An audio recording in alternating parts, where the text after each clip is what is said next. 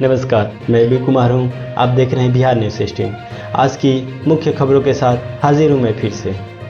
आज हम आपको देश विदेश की तमाम महत्वपूर्ण जानकारियों से रूबरू कराएंगे। आइए सबसे पहले ये विशेष सुर्खियों पर एक नज़र डालते हैं।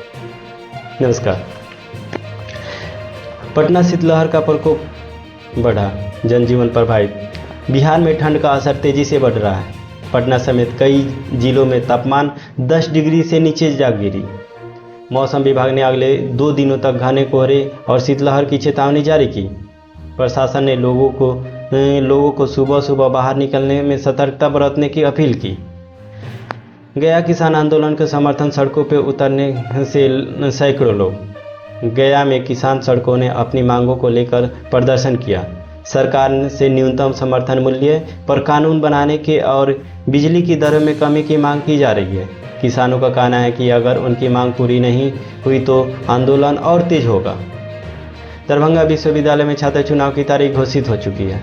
ललित नारायण मिथिला विश्वविद्यालय LNMU में छात्र संघ चुनाव की तारीखों का ऐलान कर दिया गया है। मतदान 20 दिसंबर को होगी और इसका रिजल्ट 22 दिसंबर को होगी। विश्वविद्यालय प्रशासन ने चुनाव के लिए सुरक्षा में कड़े इंतजाम किए। मुजफ्फरपुर यातायात जागरूकता अभियान शुरू कर दिया गया है।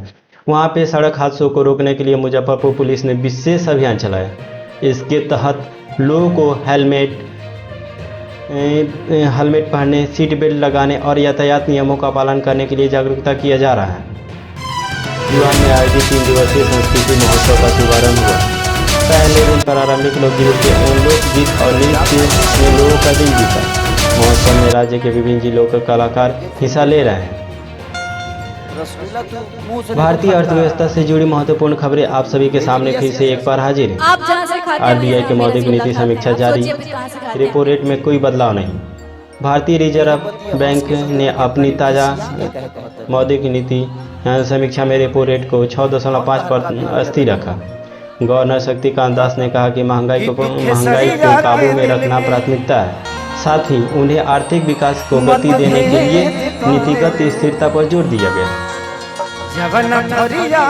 भारत में विदेशी निवेश में 15% की गिरावट हुई। वित्त मंत्रालय की रिपोर्ट के अनुसार चालू वित्तीय वर्ष की पहली 6 माह में भारत में विदेशी प्रत्यक्ष निवेश FDI में 15% की गिरावट है। मुख्य कारण वैश्विक आर्थिक अनिश्चितता और ब्याज दरों में बढ़ोतरी को बढ़ाया जा रहा है। फसल बीमा योजना में बड़े बदलाव की तैयारी। केंद्र सरकार प्रधानमंत्री फसल बीमा योजना में बदलाव करने का विचार कर रही है। किसानों को बेहतर लाभ देने के लिए दावा की प्रक्रिया को सरल बनाने के लिए नए दिशा निर्देश जारी किए जा सकते हैं। बिहार समेत अन्य राज्यों के किसानों के लिए योजना बड़ी राहत ला सकती है। त्योहारी सीजन में ई-कॉमर्स कंपनियों ने शानदार प्रदर्शन किया। रिपोर्ट के अनुसार इस साल ऑनलाइन शॉपिंग में 25% की बढ़ोतरी हुई। प्रमुख कंपनियों में जैसे फ्लिपकार्ट हो गया, अमेजन हो गया, ये सब में अधिक बिक्री की है। नीतीश कुमार की अध्यक्षता में अहम बैठक विकास योजनाओं पर चर्चा हुई, जिसमें मुख्यमंत्री नीतीश कुमार ने आज विकास योजना की समीक्षा के लिए उच्च स्तरीय बैठक बुलाई। बैठक में शिक्षा, स्वास्थ्य और ग्रामीणों के विकास योजनाओं के लिए विशेष चर्चा की गई। उन्होंने अधिकारियों के समय सीमा पर परियोजनाओं को लागू करने के लिए विशेष ध्यान देने को कहा। RJD और JDU के बीच बढ़ती नज़दीकियों के विपक्ष गठबंधन को मजबूती। राष्ट्रीय जनता दल RJD और जनता दल यूनाइटेड JDU के शीर्ष नेताओं की ओर एक और बैठक बिहार में विपक्षी गठबंधन को मजबूती दी है। तेजस्वी यादव ने कहा कि बिहार के विकास ही उनकी प्राथमिकता है। 2024 के लोकसभा चुनाव के मद्देनजर दोनों दलों पर रणनीति में चर्चा हुई। भाजपा का जन संवाद यात्रा कार्यक्रम शुरू हो चुकी है। बिहार में भाजपा आज जन संवाद यात्रा शुरू की है। इस यात्रा के माध्यम से पार्टी जनता के बीच जाकर उनकी समस्याओं को समझेगी और केंद्र सरकार की योजनाओं को प्रचारित करेगी। पार्टी के वरिष्ठ नेता सुशील मोदी ने कहा कि भाजपा बिहार में मजबूत विपक्ष की भूमिका निभा रही है। लालू यादव का मोदी सरकार पर सीधे निशाना साधे। राजद प्रमुख लालू यादव ने आज केंद्र सरकार की नीतियों पर सवाल उठाए। उन्होंने आरोप लगाया कि सरकार महंगाई और बेरोजगारी जैसे मुद्दों पर ध्यान देने में विफल रही है। लालू यादव ने बिहार के युवाओं को एकजुट होकर 2024 चुनाव की तैयारी करने का आह्वान किया। चिराग पासवान का बड़ा बयान, नीतीश सरकार को बताया असफल। लोक जनशक्ति पार्टी रामविलास पासवान जिसके अध्यक्ष चिराग पासवान ने आज बिहार सरकार पर निशाना साधते हुए कहा कि राज्य में कानून व्यवस्था और रोजगार की स्थिति बदतर हो रही है। उन्होंने आगामी विधानसभा चुनाव में बड़ा परिवर्तन लाने को दावा किया।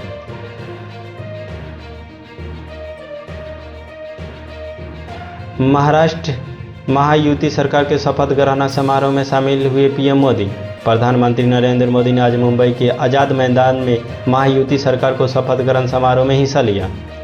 उन्होंने महाराष्ट्र में स्थिर और विकासोन्मुख सरकार को आह्वान करते हुए गठबंधन को बधाई दी।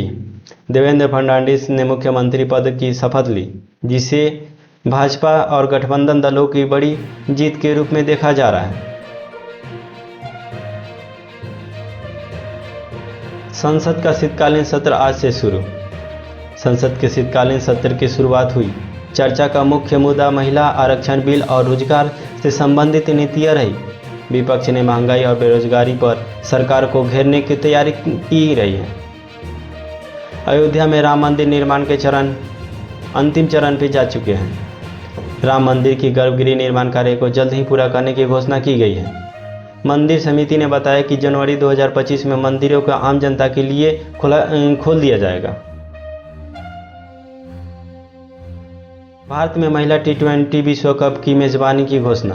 2026 में महिला टी20 विश्व कप का आयोजन भारत में होगा। बीसीसीआई ने इसे देश में महिला क्रिकेट को बढ़ावा देने का बड़ा कदम बताया। दिल्ली में AIQ 400 पार सरकार ने ग्रेडेड रिस्पांस एक्शन प्लान यानी GRAP के तहत निर्माण कार्यों पर रोक लगाई। लोगों को मास्क पहन के घूमने की सलाह दी। तेल की कीमतों में गिरावट हुई। अंतर्राष्ट्रीय बाजार में कच्चे तेल की कीमतों में गिरावट के बाद पेट्रोल और डीजल के दाम स्थिर रहे। भारत ने चंद्रयान 3 मिशन पर नई जानकारी साझा की। इसरो ने बताया कि चंद्रयान का उपकरण चंद्रमा की सतह से महत्वपूर्ण डाटा भेज रहा है। भारत चीन सीमा वार्ता पर सहमति। भारत और चीन के सैन्य कमांडर ने सीमा विवाद को लेकर 21वें दौर की वार्ता की। दोनों देशों ने शांति और स्थिरता बनाए रखने की सहमति जताई। मुंबई में बुलेट ट्रेन प्रोजेक्ट की मिली रफ्तार। प्रधानमंत्री नरेंद्र मोदी ने मुंबई अहमदाबाद बुलेट ट्रेन परियोजना के कार्य की समीक्षा की। परियोजना का पहला चरण 2026 में पूरा होने की उम्मीद जताई। एम्स दिल्ली में साइबर हमला हुई। एम्स दिल्ली के सर्वर पर साइबर अटैक हुआ। मरीजों की सेवाओं पर असर पड़ा। IT इसे बहाल करने में जुटी हुई है। पंजाब में किसानों का प्रदर्शन जारी रहा। बिजली दरों में और कृषि कानूनों के मुद्दे पर किसान संगठनों के राज्यव्यापी बंद का आह्वान किया। गोवा में पर्यावरण सम्मेलन का आयोजन शुरुआत हो चुकी है। गोवा में अंतर्राष्ट्रीय पर्यावरण सम्मेलन शुरू हुआ। सम्मेलन में जलवायु परिवर्तन और सतत विकास पर चर्चा की जा रही है। यूपी में नई शिक्षा नीति लागू होने की डेट फिक्स कर दी गई है। उत्तर प्रदेश सरकार ने आज से नई शिक्षा नीति लागू करने की घोषणा की। छात्रों के लिए व्यावसायिक कोर्स को अनिवार्य बनाया। भारतीय सेना का अभ्यास वज्र परिहार शुरू। राजस्थान में भारत और अमेरिका के विशेष बलों पर संयुक्त सैन्य अभ्यास शुरू हुआ। यह आतंकवाद से निपटने की तैयारियां का हिस्सा है। पटना मेट्रो का निर्माण कार्य बहुत ही तेज रफ्तार पकड़ चुका है। बिहार सरकार ने पटना मेट्रो प्रोजेक्ट कार्यों की समीक्षा को अगले साल तक पहला चरण पूरा होने की संभावना जताई। बिहार में रोजगार मेले का आयोजन की जा रही है, जिसमें पटना में आज राज्य स्तरीय रोजगार मेले का आयोजन किया गया है। विभिन्न क्षेत्रों में 50 से अधिक कंपनियां आकर यहां पे अपना सामान बेच रही है। दिल्ली मुंबई एक्सप्रेसवे टोल दरें निर्धारित की जा रही है। दिल्ली मुंबई एक्सप्रेसवे पर यात्रा करने वाले के लिए टोल दरें तय की गई। सरकार का दावा है कि इससे यात्रियों को समय और ईंधन की बचत होगी। कर्नाटक में भारी बारिश का अलर्ट। मौसम विभाग ने कर्नाटक के कई जिलों में अगले 48 घंटों में बारिश होने की चेतावनी दी। हमारे बिहार न्यूज़ 60 से बने रहे इसी प्रकार की न्यूज़ पाने के लिए। नमस्कार दोस्तों, यदि अभी तक हमारे चैनल को सब्सक्राइब नहीं किए तो सब्सक्राइब करें, लाइक करें, शेयर करें और कमेंट्स में जय हिंद जरूर लिखें। नमस्कार।